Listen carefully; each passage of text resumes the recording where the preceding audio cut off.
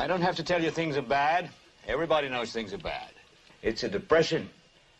Everybody's out of work or scared of losing their job. The dollar buys a nickel's worth. Banks are going bust. Shopkeepers keep a gun under the counter. Punks are running wild in the street, and there's nobody anywhere who seems to know what to do, and there's no end to it. We know the air is unfit to breathe, and our food is unfit to eat. We sit watching our TVs while some local newscaster tells us that today we had 15 homicides and 63 violent crimes, as if that's the way it's supposed to be. We know things are bad, worse than bad.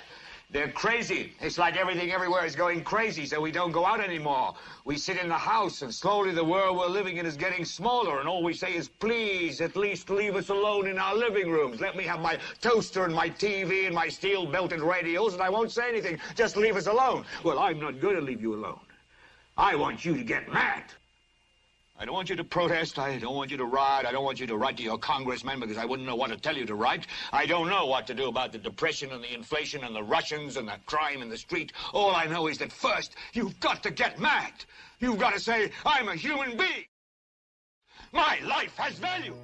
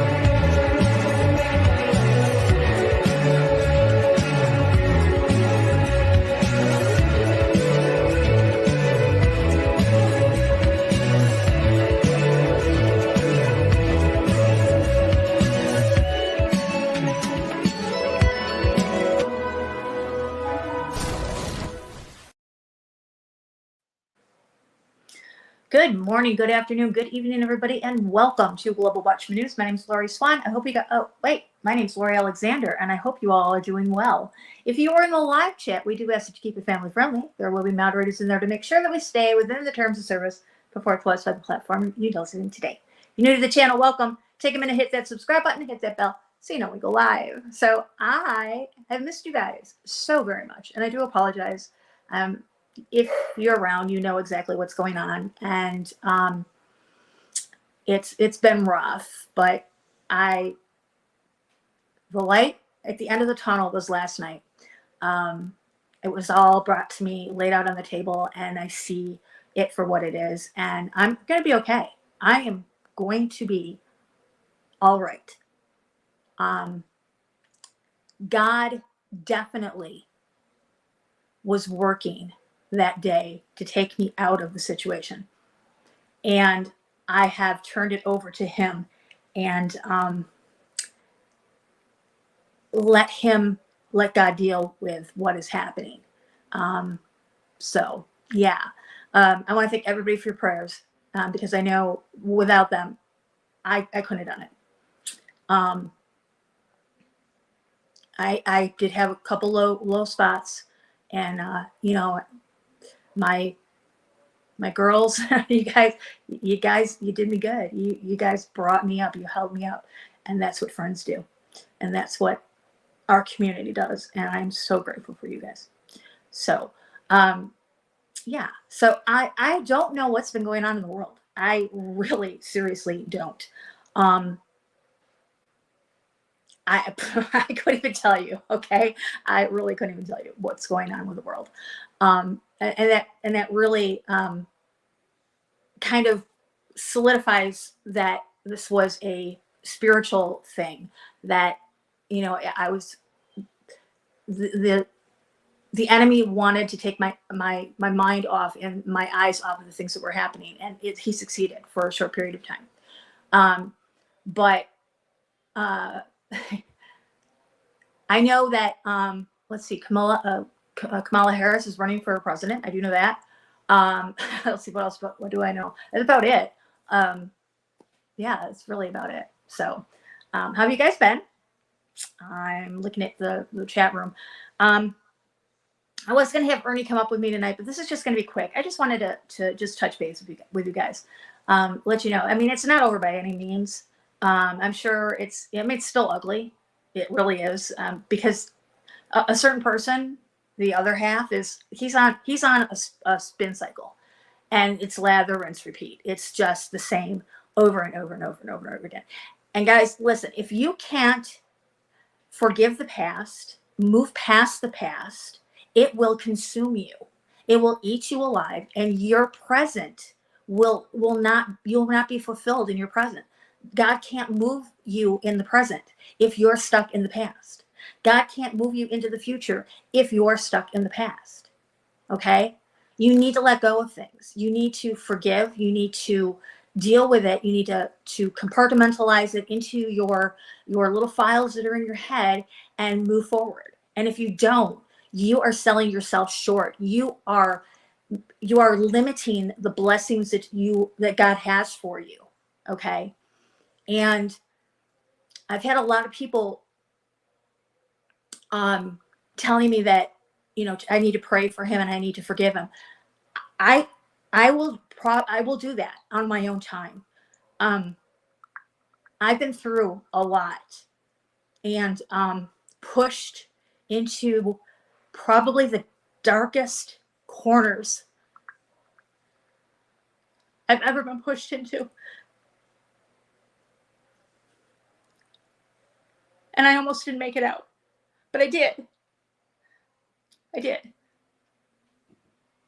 And I'm not going to let the enemy win.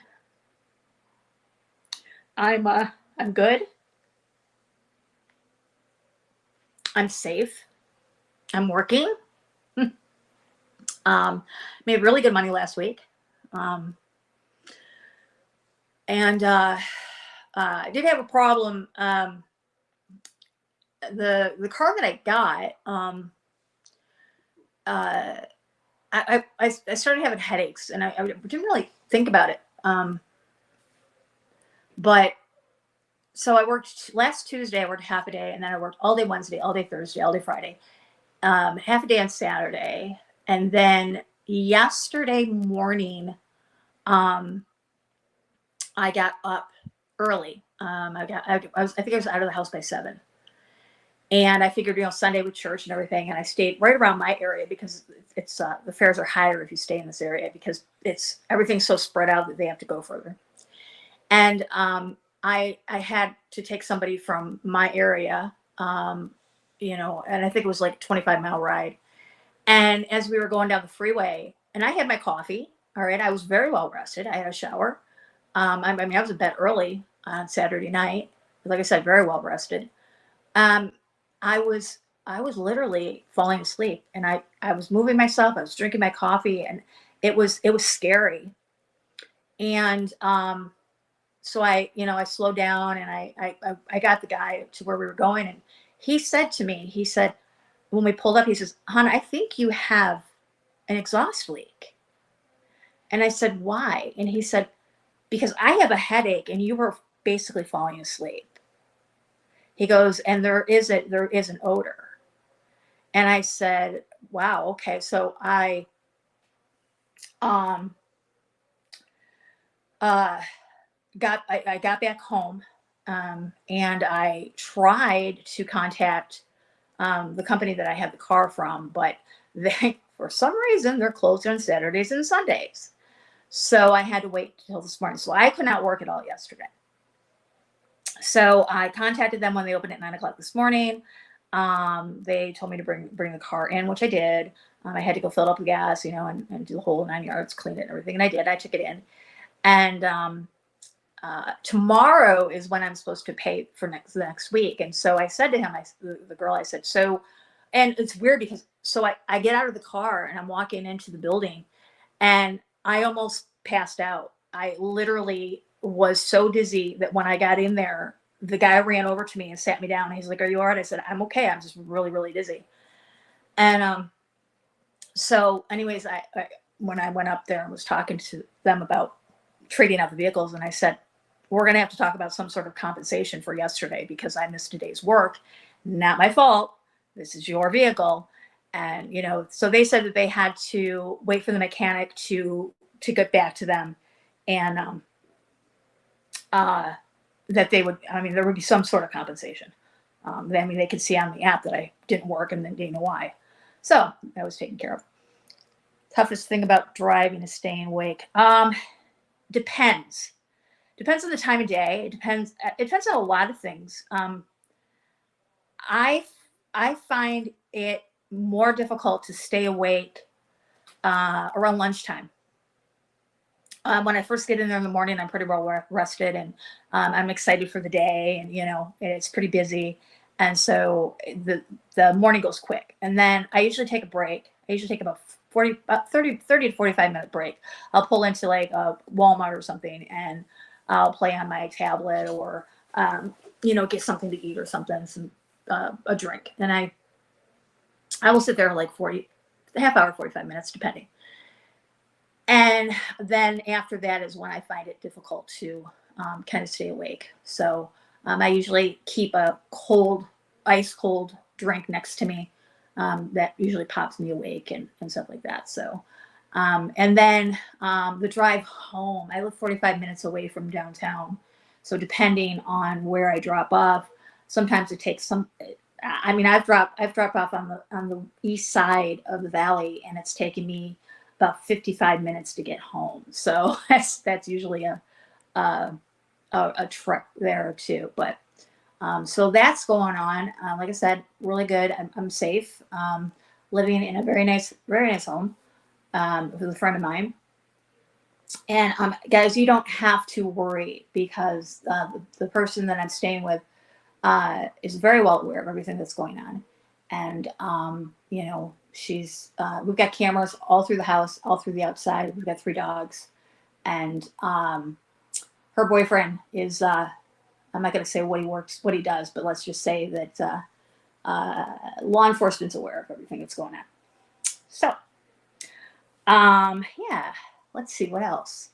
I'm going to try to get a hold of Big John tomorrow, and maybe we can come back with our Wednesday night show and have Big John on with us. Because like I said, I pretty much like working early mornings to dinner time. And I do apologize, guys. I keep forgetting that I'm not in the Central Time Zone anymore. I don't even know what I am. I'm in California. I don't even know.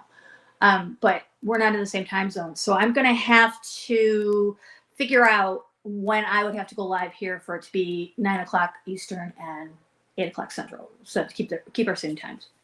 But I'm going to get a hold of John. I haven't talked to him. He was aware of what was going on too. I talked to him when it happened to let him know. Well, actually, he called me because one of his friends follows me on Facebook, and he called to make sure that I was okay. And so he's aware of everything too. What else? Dude, no, what else? I have not been. Oh, I don't know if I told you guys this. So no, I don't think I have because I don't think I've been live. So when all this was happening, like I told you, I went to a real dark place, and luckily I had the fortitude enough to realize what was happening, and it scared me enough because my kids had just lost their father, and the last thing I wanted to do was for something to happen to me. So I went to the doctors, and I got put on medication. I was on antidepressants, and he gave me the number of a doctor to talk to and stuff. And he noticed that I was having, I was shaking, but it wasn't like shaking from nerves or from being upset. It was something else going on. And so he wants to have me tested for MS. And I haven't done that yet. I have to find a doctor out here because I don't have my insurance now. So I you know, so, but I need to be tested for MS. Um, I've noticed a change in my walking, um, uh, my steadiness on my feet. I'm not as steady on my feet, um, and shaking. I have like I can't even explain it. I can't explain it. But it yeah. So I have to be tested for that. And I mean I mean, if it's positive, I mean, okay, it's positive. I don't know how that's going to change my life. Um, I know my cousin had MS, and she would go in and out of remission. Um, and when she was out of remission, she would sometimes have to use a wheelchair. So, hey, if that's what's in store for me, then that's what's in store for me. Um, there's nothing I could do to change that. There's nothing I could do to um, I'll deal with it. Um, yeah, I don't know. So, but yeah. So I'm gonna have to be tested for that. There was something else. Hmm. I don't remember what else it was. Yeah, I don't remember what else it was. But yeah, so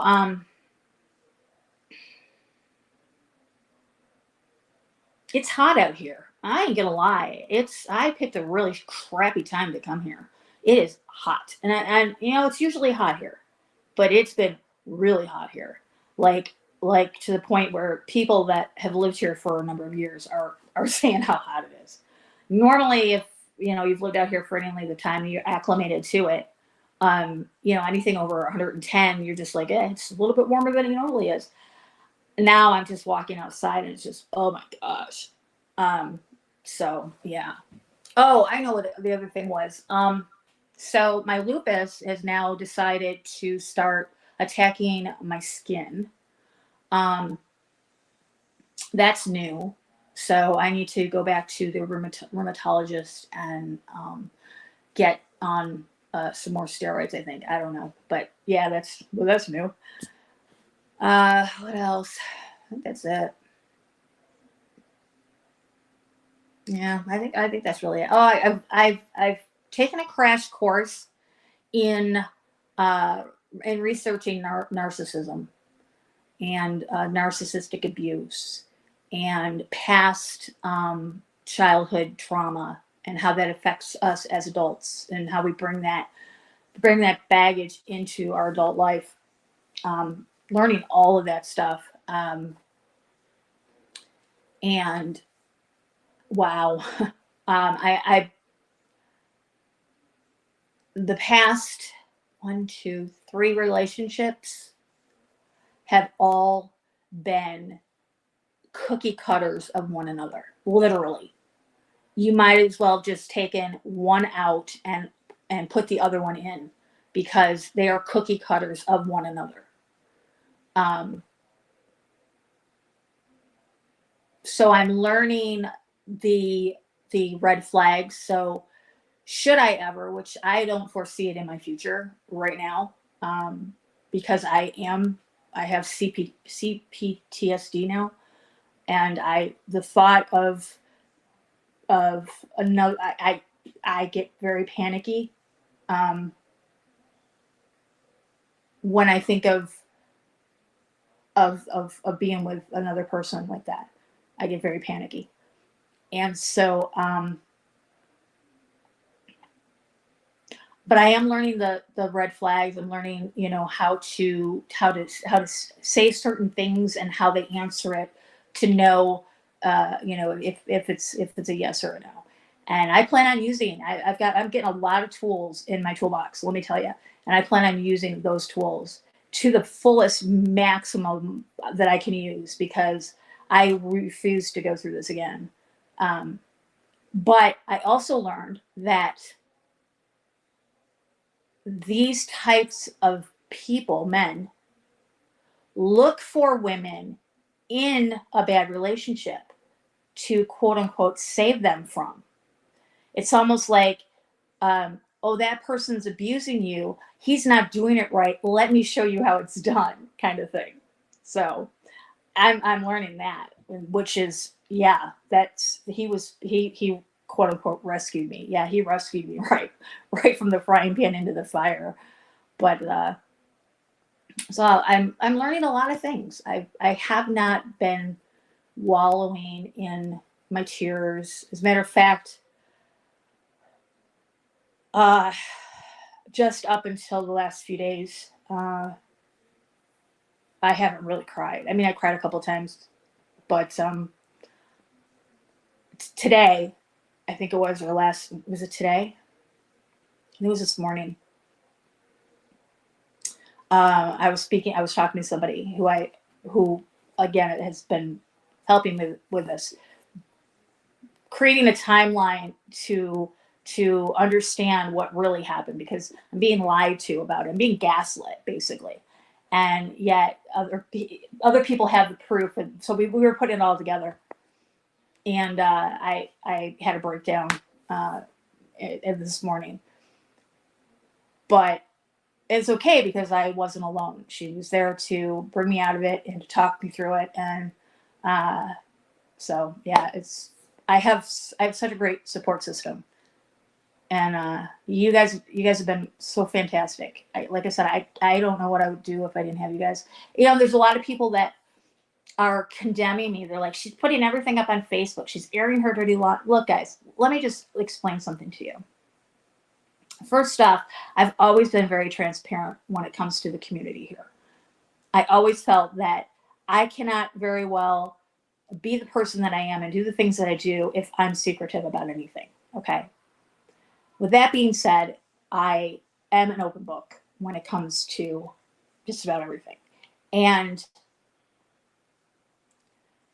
everybody watched us meet, talk, the relationship progressed to the point where I left and moved to there, and people follow. I mean, I was doing check-ins all across the country, and this has been an ongoing thing, and it just seems natural that you guys have been there for every other chapter. You should be here for the final chapter, for the closure of this.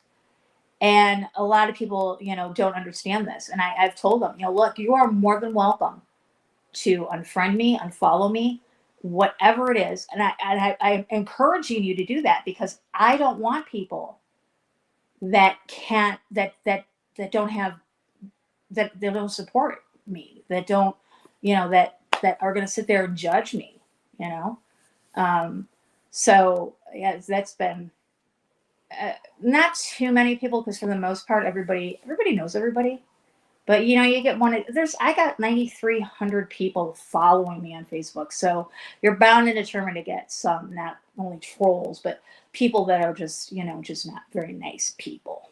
So yeah, um I don't know, but that's just the way it is. It's the way I've been. And Deb Ruby, she can tell you.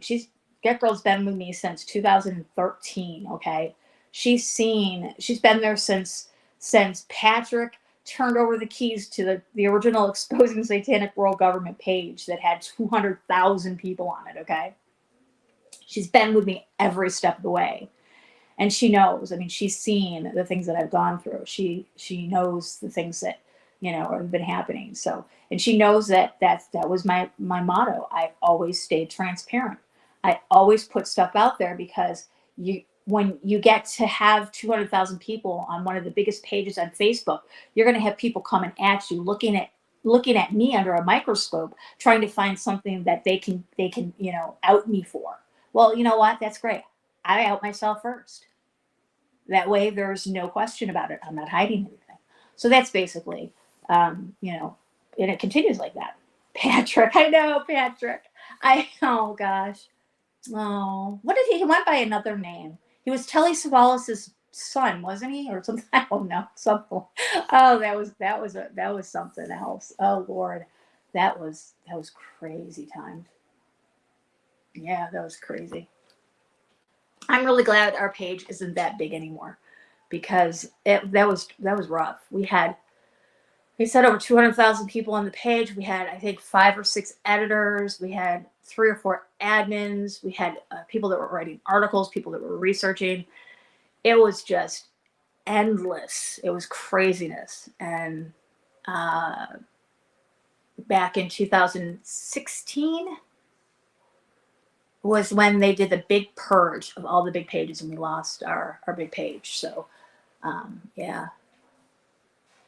That was fun. We lost everything.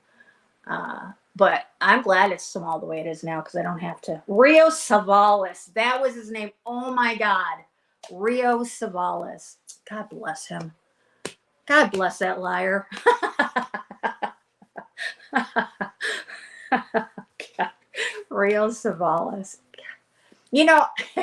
He had me convinced that he lived next door to, oh, what was her name from The Facts of Life?